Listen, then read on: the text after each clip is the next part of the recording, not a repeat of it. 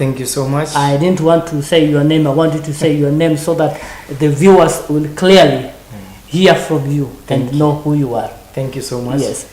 I'm John Navino Koth, currently the Speaker, Nyanza Youth Bunge, and with the ongoing fight for the soul of our nation, I'm coordinating the Migori County Gen Zs. Yeah, so I'm a champion.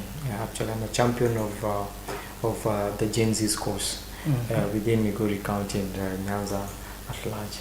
Thank you. Thank you so much. Thank you so much, Mr. Otieno. I find it easy to use the name Otieno.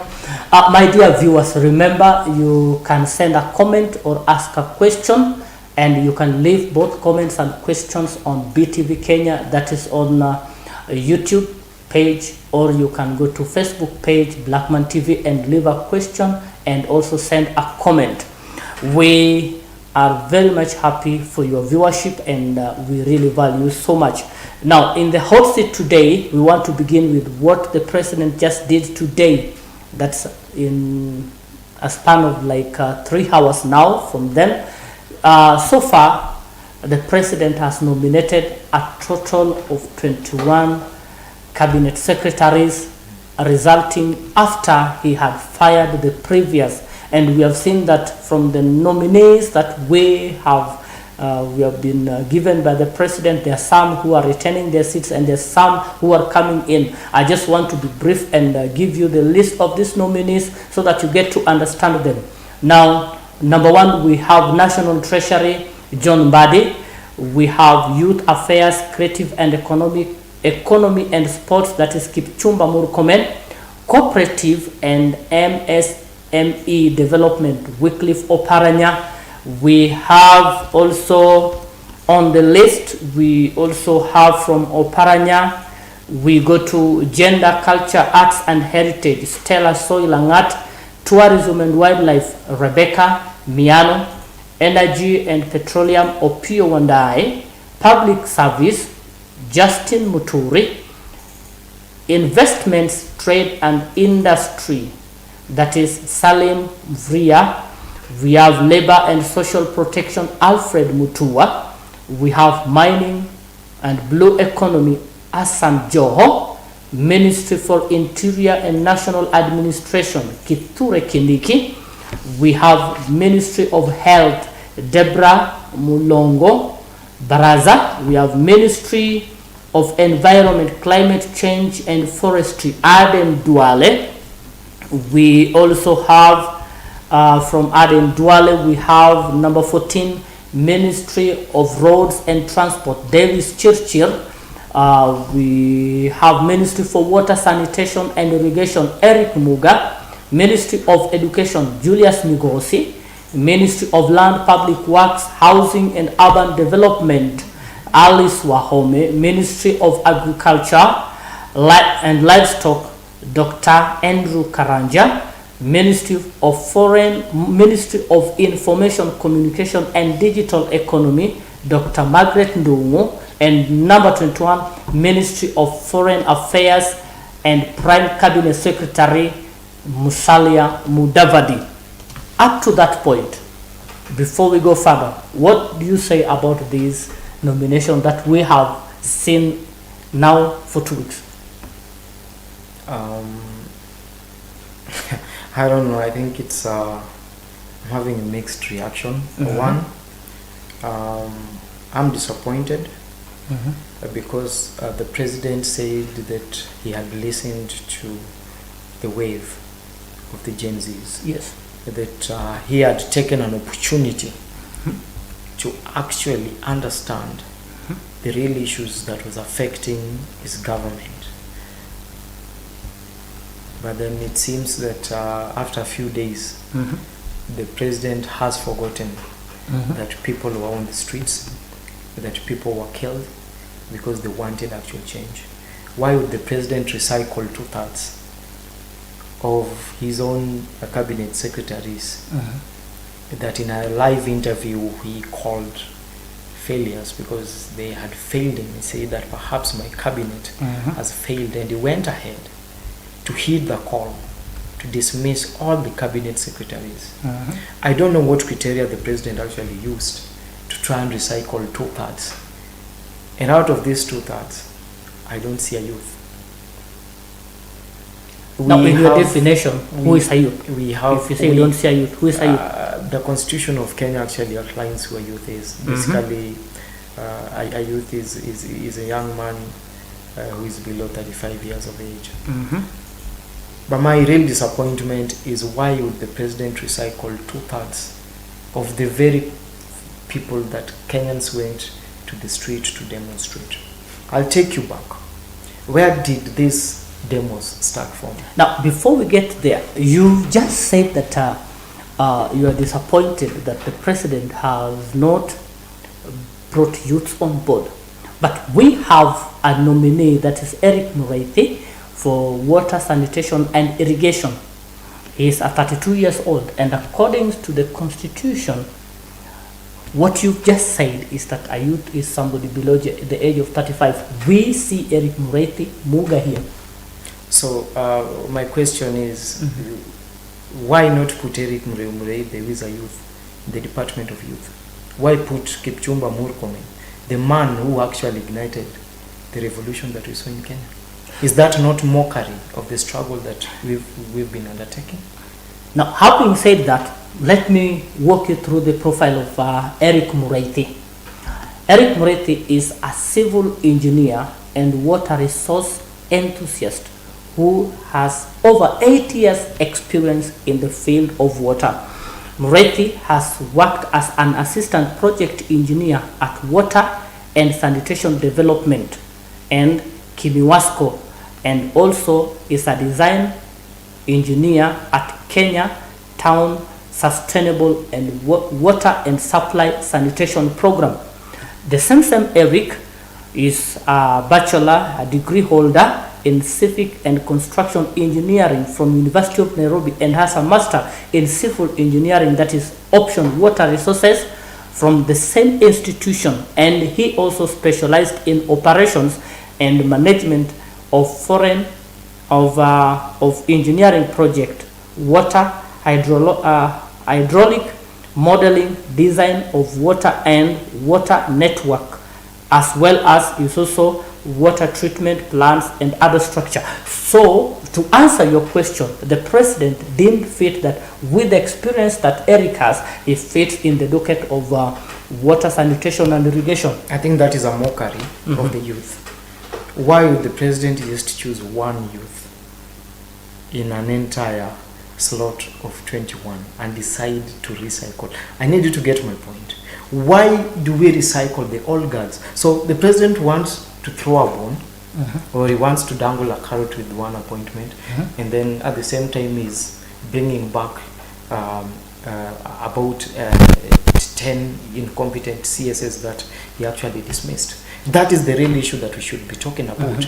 In a situation, in a country whereby most people, most youth are unemployed, we have the highest rate of unemployment in Africa. And then what is Alice Wahome doing? You want to tell me that we don't have a land surveyor who's done their master's or PhD that could not fill the position of lands? You want to tell me that we don't have able sports people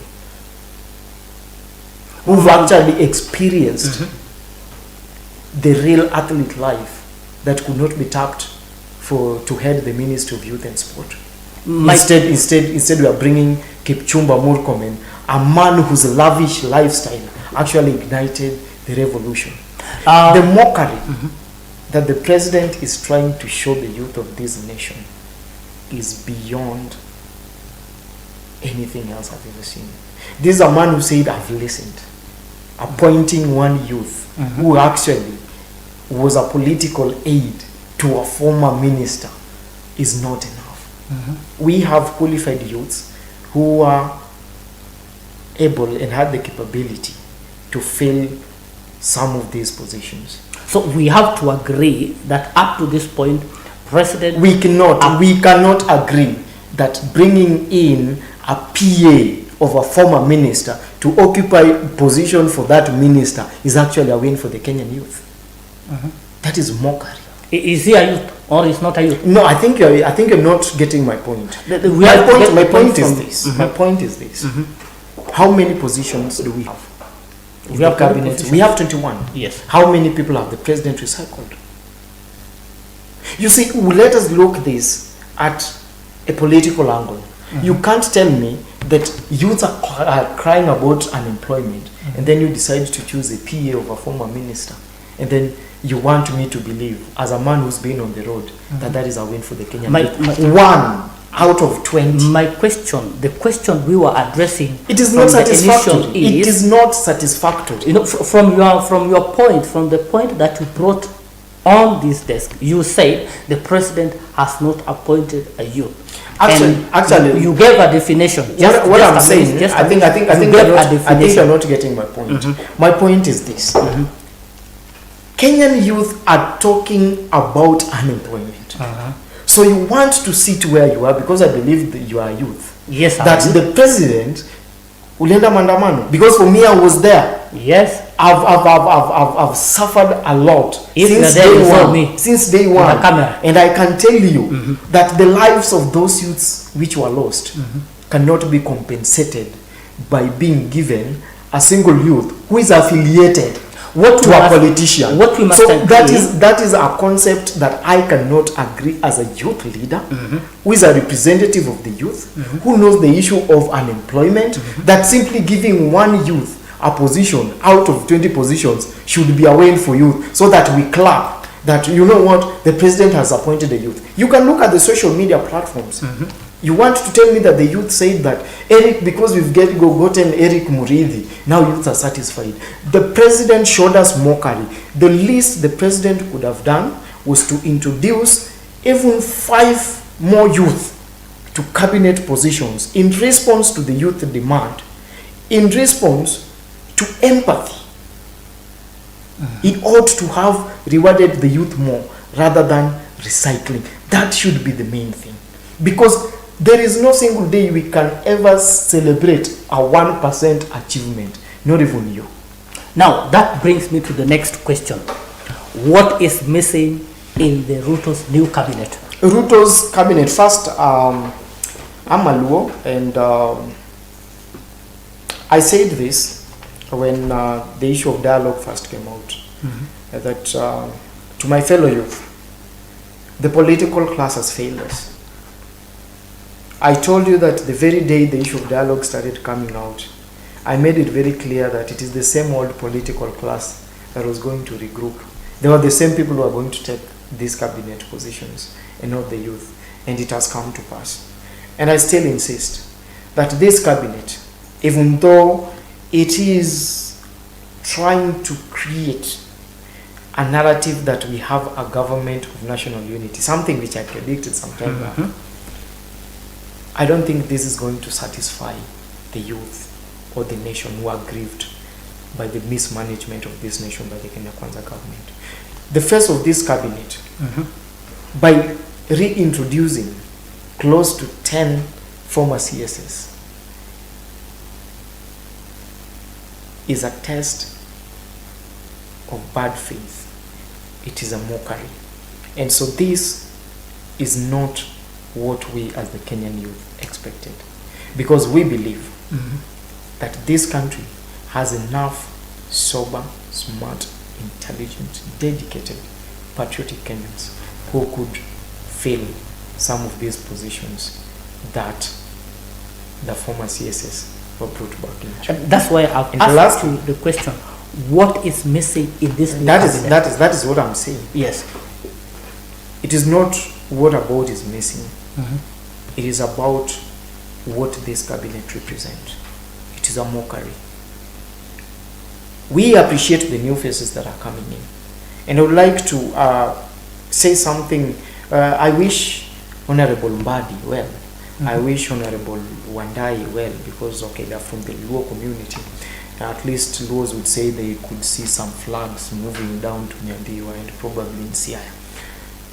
They are experienced. Mbadi is a senior accountant, very knowledgeable, has experience in government. He's fit for that position of treasury. Talk about Oparanya, has served as a minister. Some of the best known economists and planners would fit very well within the respective ministry of SMEs, and all that. But then I have a question with Wandai, because he has zero experience on matters of oil and energy. I have a problem with Joho because he has zero experience on issues of mining. But we can say because he served as governor for Mombasa, he got some little bit experience on the issue of blue economy. However, I would say that to the ODM members who took up some of these positions, to I don't want us to get there because we are coming there. Now, you have said that the appointment, the president appointment, to some extent is a mockery. Yeah. To the young people who went on the streets. Yeah, to the people who died. One, you said because the president only managed to, he has recycled most of those whom he had fired. He has brought them, but in different capacities or in different ministries. Yes. And again, you have said, having nominated only one youth, who, in your opinion, from the research, I don't know where you got the research from, was is a political affiliate. A political affiliate. Yes, to the former CS for Agriculture. Yes. Yes. And now my question will be, will this, or is this cabinet nominees that the president has forwarded to the parliament, is this cabinet nominees meeting the Gen Z's demands? As I've said, they don't. Because our first demand was fire all the CSS. He did that. So why bring back all the fired CSS? Why did you fire them in the first place? Now my question will be, were all the cabinet ministers not fit? If you look at some of our demands, it was don't reshuffle. Yeah, it was don't reshuffle. Fire all of them, because we wanted a new face. We wanted to see people, new faces being brought on board, considering their areas of qualification. We had ministers, the president himself once acknowledged that he knew much more than the ministers about what was going on in the department. That pointed out to incompetence. So why do you bring them back? If you knew, you wouldn't have fired them in the first place. So bringing them back means that there are no viable, competent and patriotic Kenyans to fill those positions. And I think for us, the youth, for the people who died, people like Rex Masai, the likes of Denzel, their lives are gone to waste. The president did not listen enough. Now, just on that, we have Kediki is back, and we also have Murkomen is back. Let us now check on the two. Now, Murkomen was a senator, he was elected senator. But because he was given a cabinet position, he relinquished that position. Kindiki was also elected and relinquished this position. Now, if the president would have not brought them back, do you think this would affect them? Because at some point they were to be in the office, but they relinquished that. What did Kenyans say? We as Kenyans and we as the youth of this nation said they should go. First, if you really want to track where all the issues of protest and all that started from the lavish lifestyle that some of these CSS were living, and most importantly Murkomen. And Murkomen went to Obina show and said that he's not even among the top 7 people with the most expensive watches in cabinet. And I think that is what sparked the first demos. So why would you bring a man who was comfortable enough to show Kenyans his opulence without fear and without consideration that many Kenyans are going hungry? That people from his own area were suffering the most. In fact, when Murkomen was fired, people rallied from his community, baked a cake and celebrated his exit. Why? And then you want to bring that. What does that represent? Are you listening to the people or you're listening to yourself? All these people are our servant. The president is a servant. Yeah, the constitution is very clear. We the people are supreme. And when we say fire, fire, don't win back. My dear viewers, we have to take a short break. When we back to give you more. Remember, Otieno is here to just let us go through this together. You can leave a comment. You can ask a question. That's on BTV Kenya. That's on YouTube, Facebook page Blackman TV, and on Twitter and on TikTok BTV Kenya. We'll sample your questions and your comments as we go. For now, let us have a short break.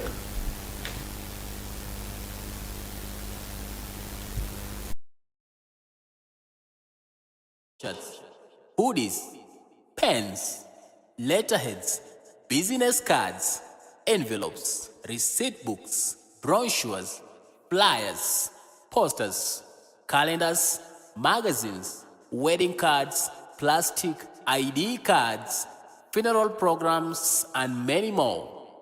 We also have indoor and outdoor videography, photography, and live streaming services. Visit us at our Migori Market, Onyinjo Bridge, Tiendege Stage offices. Call or WhatsApp us through 0721 37 9308 or 0736 35 2224. Connect with us on YouTube and Facebook at Blackman TV. We are on TikTok as BTV Kenya and also Blackman Studios on Facebook as well.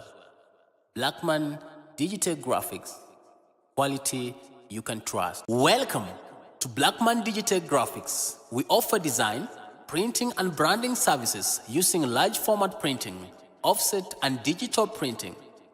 Our approach to printing, graphics design and branding is top-notch with quality services including roll-up banners, street banners, teardrops, reflective banners, telescope banners, vehicle branding, road signages, mugs, badges, t-shirts, polo shirts, hoodies, pens, letterheads, business cards, envelopes, receipt books, brochures, flyers, posters, calendars, magazines, wedding cards, plastic ID cards, funeral programs, and many more.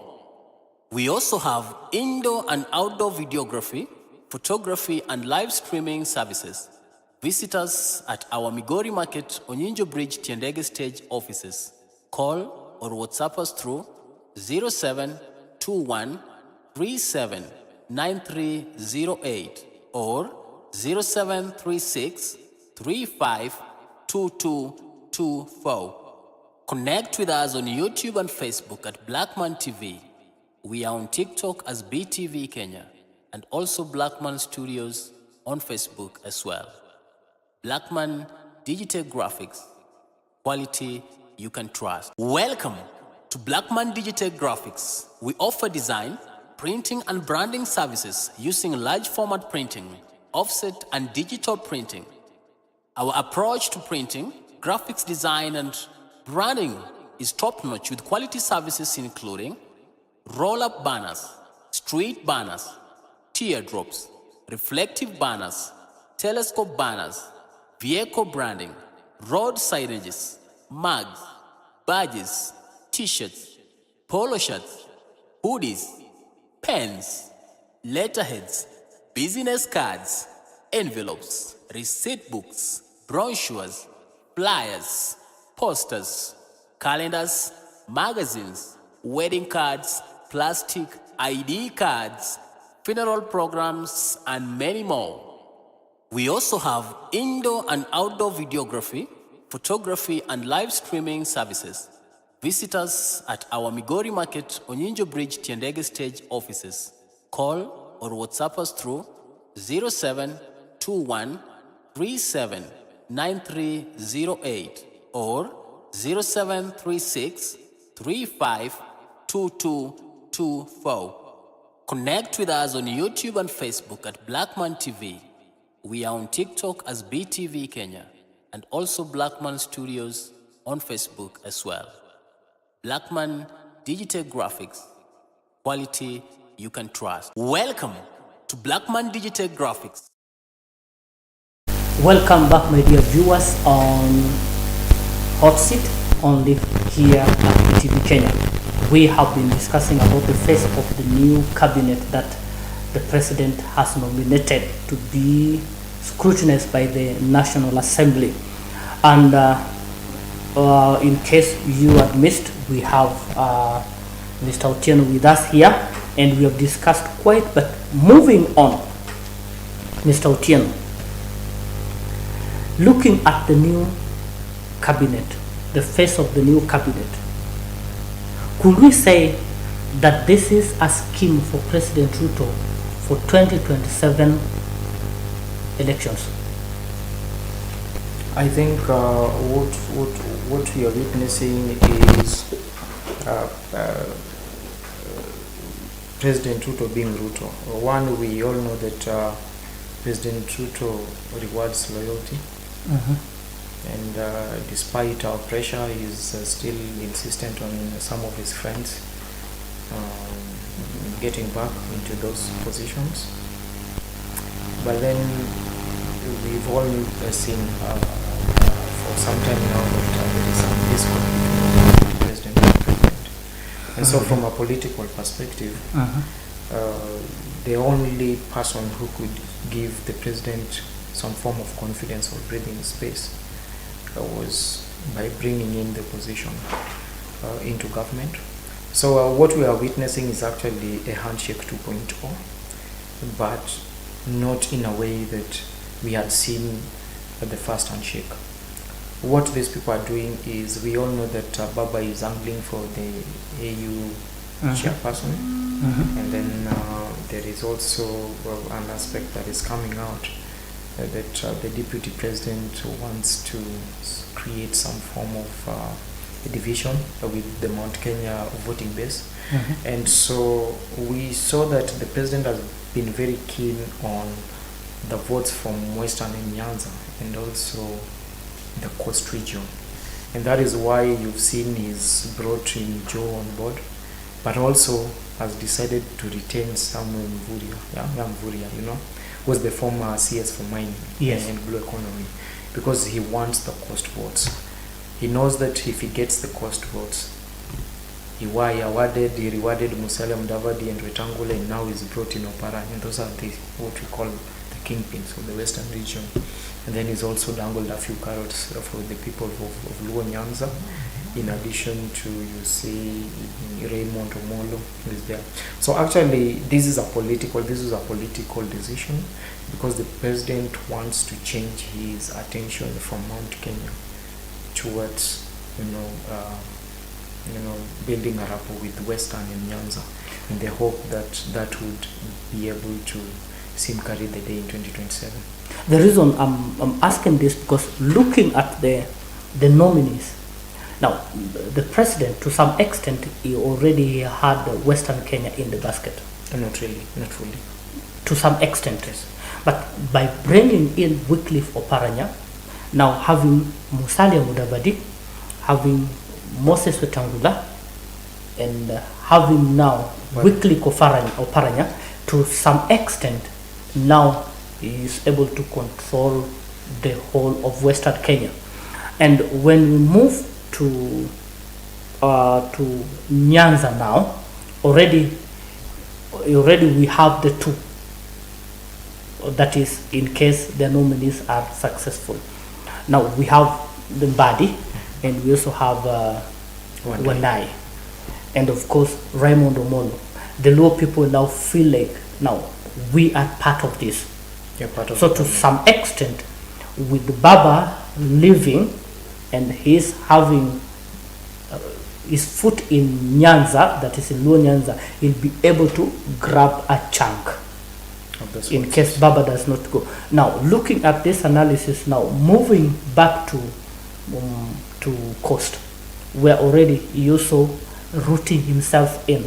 This is, to me, I see this as a result of the rift that had been witnessed previously between him and the deputy president. Now, if this game go like this, what is there for Gachagua? I think as we all seen, the Deputy President, Honorable Gachagua, has been in a lot of unease. And we saw that when the President gave a statement and then he came out dismissing the claims and also just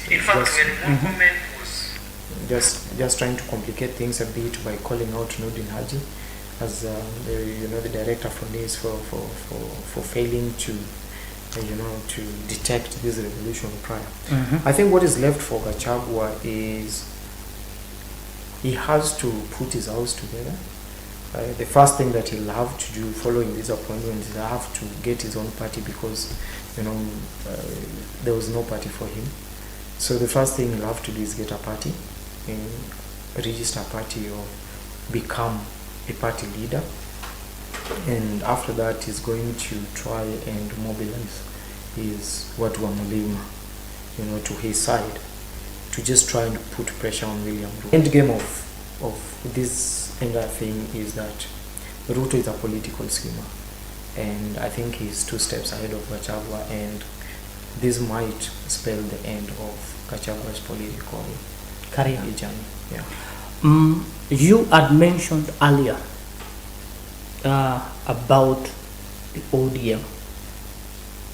Just before the list of nomination was announced by the president, we had seen John Mbadi supporting the president so much, and we had seen the ODM secretary, that is Edwin Sifuna, saying that what happens, we do not take part, and any member of ODM who has been appointed by the president should go knowing that ODM is not in support of that. We also seen just yesterday in the parliament, Opondo Kaluma, saying that they are eagerly waiting for those whom Baba gave to the president. What is happening in ODM? They're double speaking. Not really. It's politics. Politics is a game. It's chess. If you look at what has been happening, especially with the ODM party, they've never had a clear stand. Today you have Baba saying that we need dialogue. The following day he's saying that what, I'm tired of this form of intimidation, even if it is about this AU chair and stuff, I better leave it. So politics is chess, and I would tell you that before that list came out, this was well choreographed. The other day Obasanjo was in Kenya. I think that is the time that the people, the president and I believe the party leader, my party leader Raila, was on the table trying to see on what share of the government he could take. But then there is something called political communication. You have a large majority of those people who are going out on the roads who are also in the position, and you find yourself in a tough situation whereby you've been called to help stabilize the government so that you don't lose the nation into anarchy. But then you also get pressure from a generation and loyal voters. So I think what they did is they played it smart. The Secretary General, the likes of Babu Wino and the likes of Orengwa, so LDM appears as if it is divided, but it is not. So it is just the political chess. You say that you stand with the Gen Zs, but then you have these few people who say we are bold enough, we want to stabilize this country, we are taking these positions. So literally ODM is not divided, because if ODM was divided, whatever is happening, these guys ought to have known. People would have resigned, either the Secretary General would have resigned, in protest, or you had a faction release a press statement saying that, now that these people, our minority leader, our leader in the National Assembly is getting into government, our party chairman who is Mbadi is getting into parliament, then we do not associate. But you've not seen a press conference, you've not seen bold statements. What you've actually seen is a lot of silence and a lot of celebration on this other side. So I believe that in the few days to come, people in ODM will rally against these nominees and they'll support this government. We just have to agree that in Azimio, ODM was very much vocal in opposing the government, especially through Opiyo Wandayi. Now it's going to form part of the government. What is going to be left for the opposition? Actually, just like I said when we were starting this program, what we're witnessing is a government of national unity. It's a handshake 2.0, except that Baba has not been put at the center of it. That is why when all this thing was happening, Baba was in Dubai. But let us take a keen interest. I want to bring a perspective that perhaps we have not taken a keen look into. Look at the position that was offered to ODM. And I want us to stress on two things. One is Honorable John Mbadi being given the CS for Treasury. And we know that most Kenyans are dissatisfied with the way the economy is being run. I agree Mbadi is a serious intellectual on matters of economics and accounts. But you see what? This economy, our economy is in crisis. And not even John Mbadi is going to solve all the problems that exist. He might solve some, but eventually he might not solve them at all. And perhaps there's a possibility that with the rate of inflation going high, with our economic growth being stagnant, there is more pressure. So the next time you'll see people on the road, people will be protesting against Mbadi. Why? Because he's been put in a trick, in the most dangerous CS position. He'll be the one to authorize new taxes. And so I'm trying to see a situation whereby in 2027, Luos will be blaming their own son for hiking taxes so that they meet the budget requirements of the fiscal year. You also come to the issue of oil, where we have Honorable Opiyo Wandayi. Yes. When we see the price of petrol and kerosene rising, we'll be seeing a Luo in charge. So if we are to see this thing in long term, Ruto was smart enough to give our people the most dangerous positions that would turn the people against them.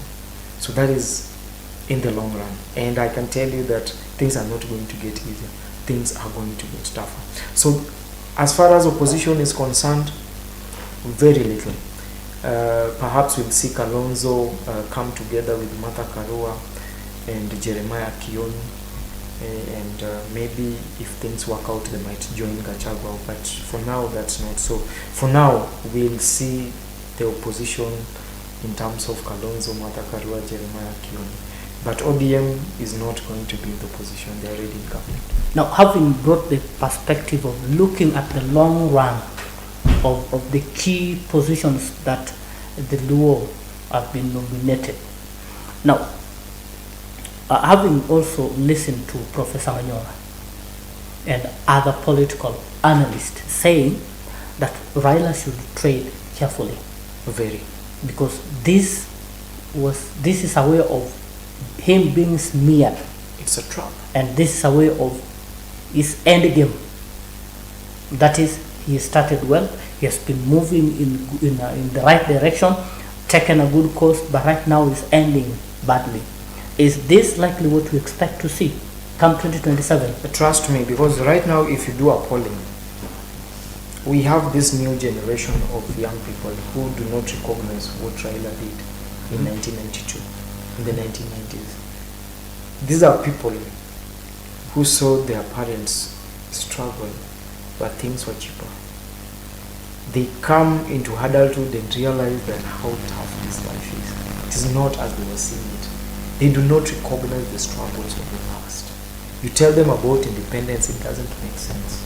There are people who are interested in what happens now, okay?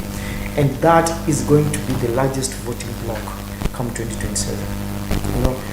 There was this meme that was going around that wale watoto wa Matiang'i, those who used to burn schools back in the days. They were used to a particular type of life, a particular freedom. And that is why they were able to organize so successfully that not even Raila himself could contain them. So looking at this, the political future of our party is in great peril. Because one, if we never learned from our previous handshake, the one reason why ODM lost the presidency was because they carried the baggage of Uhuru's government. And it is something that even the people in Kenya Kwanza were still using against Raila, that, you know, these people, the handshake, took all the money from the treasury and left us with nothing. Yeah, it is something that that sold so well in 2022 that it denied Raila votes. But then coming into 2027, the fact that our party has joined hands with the Kenya Kwanza government, it is not going to be easier. The young people who've watched this struggle have seen that as a betrayal, and they'll punish ODM more than any other party come 2027. Because right now, they're not going, the people they trusted to help fight for them are the people who went to bed with the same government that oppressed them and left them to die. So in 2027, I think Raila is going to have its toughest moment. Somebody just today, after the nomination of the other cabinets, I was with a political analyst, and this is what he said, that he does not see a problem when Raila comes and gives Ruto a support in order to bring the government to stand. This is what he's saying. When people talk of betrayal, in 2007, Raila had a party, and it was Raila against Kibaki. And those who were for Raila were Martha Karua, Kalonzo Musyoka, Eugene Wamalwa, who formed the Azimio as at the moment. At that time, they left Raila and they were joined to Kibaki. So now that Raila has left the Azimio containing the same people and has moved to join hands with the President William Ruto, there is saying that to him it is okay. Now, what is left for Azimio? I will take you back. If you look at the president, I'm a public policy guy and a little bit of geopolitical expert. The reason why Trump lost his second stab at the presidency was because of Gen Zs. And I'm telling you, it is for that very reason that I think my party should tread carefully. Politics and economy go hand in hand. You know, for those people who understand the politics and economy, would always tell you why right now we're having problem in Bangladesh. Why so many presidents have been sent home, including in Sri Lanka. It was because of the economy. And when we talk about what happened in 2002, we had serious guys. Kibaki had some of the most competent, ministers in his government. And we realized that when he realized at some point that some of these guys were not really focused on delivering for the Kenyans, he dissolved cabinet. You know that? He never recycled anyone. Instead, he brought a new face, a team that helped the Kenyan economy had its fastest economic growth ever. We had, better network coverage, the shilling was stronger, people enjoyed economic surplus to the grassroots. That is not the same case right now. And that is why, even though we might just say simply because we have Baba does not control half of Kenya. Neither does Ruto. There is this new generation of voters that is challenging every norm in the political system that we knew from 2010. And that is why they were able to occupy parliament. And that is why they were able to do the impossible. That is why they forced the president to actually dissolve cabinet. And those people will not forget whatever happened today. They will never forget betrayal. And that is why I think Even though we do not have a viable opponent to take on William Ruto, I would tell you that people backlash come in different forms. You might find yourself for the first time in Kenya, you'll have more independent MCAs and MPs in parliament. You might realize that for the first time, the government of the day might not have enough MPs to control parliament. They'll have to work with sets of coalition like it's being done in France and other countries, because people would go for merit and not party, because the party in itself betrayed those people who believed in them. My dear viewers, let me sample your comments, then we take the last question from that is to Mr. Otieno. We have your viewers, thank you so much for keeping tuned with us. We have Wadsona is saying, very humble young speaker, I'm very much excited. Thank you so much. We have, I'm going to take questions last. We have Wadsona also saying, thanks so much, Mr. Speaker, and welcome again at Navin John. Yes, I'm glad, that is Stalin Tom. I'm glad to hear from Navin. He speaks for many youths indeed. Now, I'm having a question from Legrand.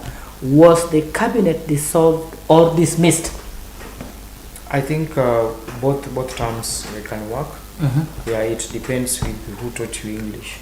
So you can always dismiss a cabinet, but then you can always dissolve a cabinet, because it's an institution, and when you dissolve it means you render it operationless. It doesn't exist anymore.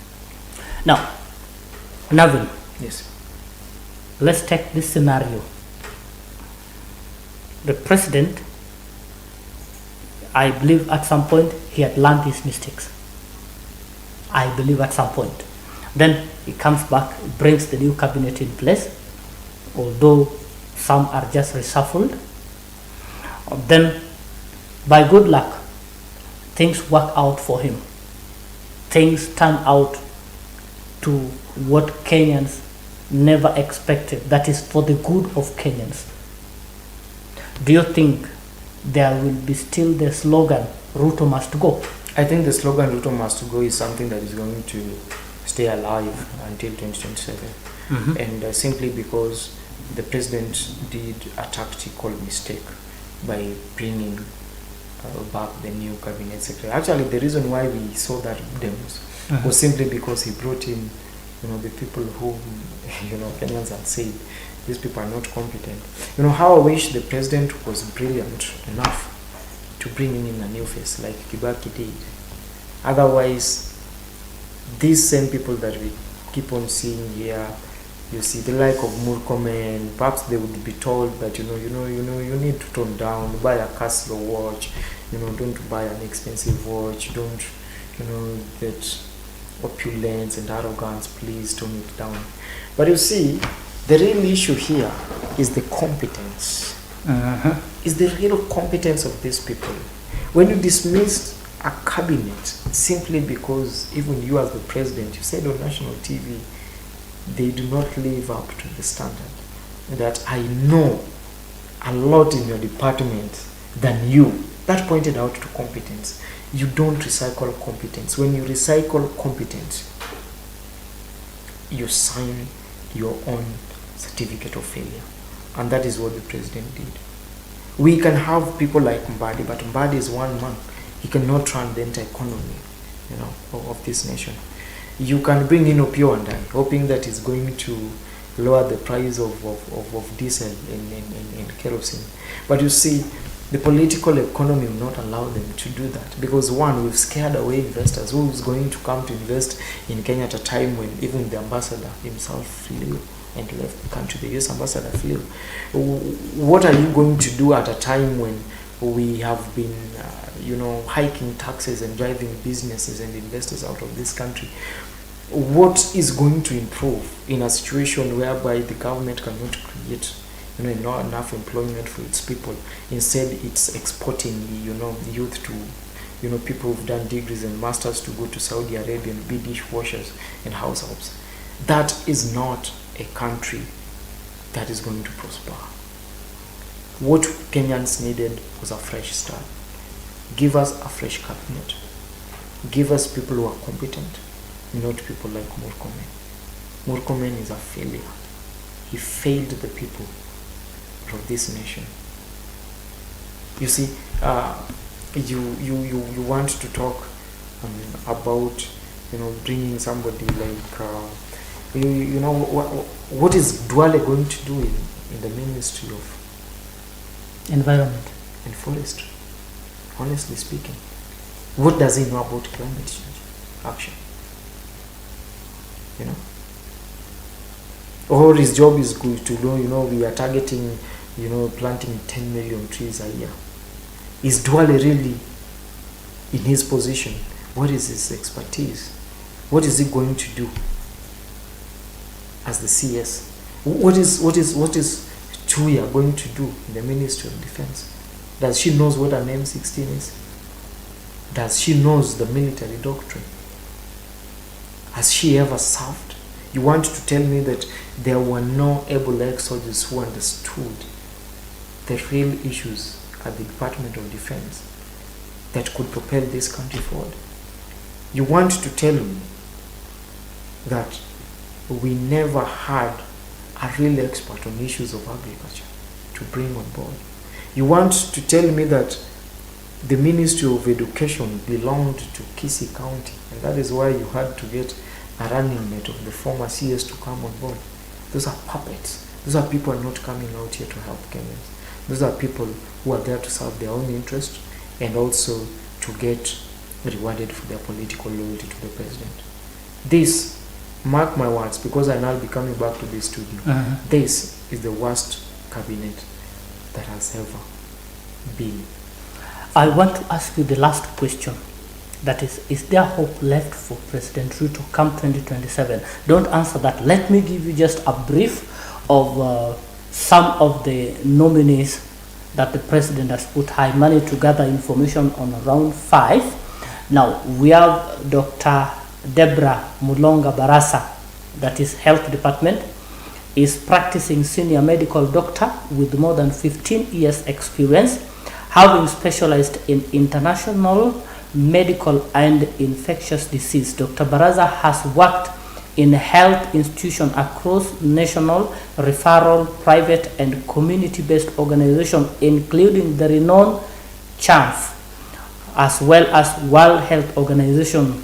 She also worked with an international medical physician at the Mater Hospital. And just giving you the brief on some of them, we have among her key roles in achievement in the field of co-leading programs addressing outbreak-prone infections such as respiratory infection, that is COVID-19. Again, we also see that the new CS nominee acquired Bachelor of Medicine and Surgery between 2021 to 2006 at the University of Nairobi, and later Master of International Medical Medicine at the same institution. Now we have Julius Migos Ogemba, that is education, is a senior advocate at Migos Ogemba Waudo Advocate, boasting of over 25 years in practice. Before his nomination, he served as the chairperson of the Kenya Electricity Generating Company, that is Kengen, following his nominee last year. Ogemba is an alumnus of the University of Nairobi, where he attained Bachelor of Laws. And moving to the other, that is, we have Dr. Andrew Muhia Karanja, agricultural CS nominee, is agricultural economist at the World Bank with more than 36 years experience in public sector, both locally and internationally. We also have the fourth one is Eric Mureithi. We had given her profile. And let me give you, I think the last one that I had here is Margaret Nyambura. that is information communication and digital economy. The newly yes, Margaret is a renowned expert in internet governance. She has immense experience in internet infrastructure, artificial intelligence, that is, machine learning, cybersecurity, and all that. That is what I can give you about what we've discovered from some of the nominees that we have. There are more that you can get and find out. Is there hope left for the President Ruto come 2027? In your opinion? I think as the youth of this nation, we will never forget the moment that we had. I want you to be loud, kidogo. We came close to tearing the system that has been in place for the longest time, so that we could build a new political system for Kenya that could serve the interest of the people, that could factor in the youth, who are the largest population and also, the most unemployed. There is no hope for Kenya under this administration. Yesterday there was this guy who really trended online, and he said that he has degrees, but there's no job for him, so he has to do some small menial jobs that even his wife hates him because of what he's doing. He went to college, he had a big dream, he knew that after college there is hope. You want to tell me that the youths who are going to graduate or who started graduating in 2022 till 2026, do you think they have hope? No. How many of them have been employed? Barely 1%. Does the government have a plan for them? Zero plan, except that even if you're not employed, you must pay for shift. If you're not employed, you must get some tax. You must, file for tax. I don't know what you're filing for. And that even the smallest business that you open today would be heavily taxed. I know stories of many young people who started business after campus because they never had hope of getting employed. Right now they've closed because of the tough economic times. All those people will come and vote in 2027. And this is my parting shot. Before you do the parting shot, answer for me this one question, then you can do the parting shot for the interest of time. Do you think, in your opinion, that the parliament is going to play its role when it comes to the nominated CS and say for sure this is what the country wanted and this is what we are giving? Parliament is no longer independent. We all know that. It's been captured, and we know, by the two main houses, by the two major parties, that is KK and ODM. And since they have their nominees, before it comes out there, everything would have been done in the background, just like 2 million was issued for people to pass.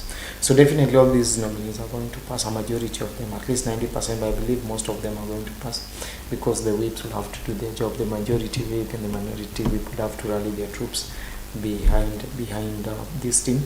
I know they're going to get back to work, and we know a majority, especially those who have been recycled, are not going to be subject to an interview or an evaluation process. Based on the communication that I had from the speaker, Honorable Wetangula. So these few clique of people, it's going to be a backroom deal, and they're going to pass. So definitely, I believe that before the end of August, we are going to have all the 21 new CSS in office, with their flags, with big vehicles, and with everything else that we as the Kenyan people hated. This is not a government that is going to listen. It has failed to listen to the people, and with the coalition, there is now strength, in parliament, and so Kenyans are going to continue to suffer. So this is my parting shot. Yeah. Dear fellow Kenyans, I'm speaking to you today as one of the fellows. We have been on the road, and I believe that after this exercise, that marks the end of most of our demos. But I want you not to give up. I want you not to lose hope. As I told you, is that we tried bringing change on the streets. It never came. But we still have a voice, and that is the vote. The real change is going to be on the ballot in 2027. So this is what I want you to do. I'm urging you today, get out there, get IDs, get a voting card, register as voters en masse, and start organizing for action so that in 2027 we tear this old political system apart. Let us vote youth down, from down all the way up, so that we can see and bring hope to a new Kenya. That is all I'm asking of you. Aluta continua. Thank you so much, Mr. Navin Otieno, for sparing your time coming to be with us and for giving our viewers insight. My dear viewers, thank you so much for staying tuned with us at BTV Kenya. We bless God because of you. We have to come to an end. Till next time, a time like this, that is next week on Wednesday. Keep following us on Facebook, on Twitter, on TikTok, and on YouTube. Have a lovely evening and a good night. Thank you. Thank you.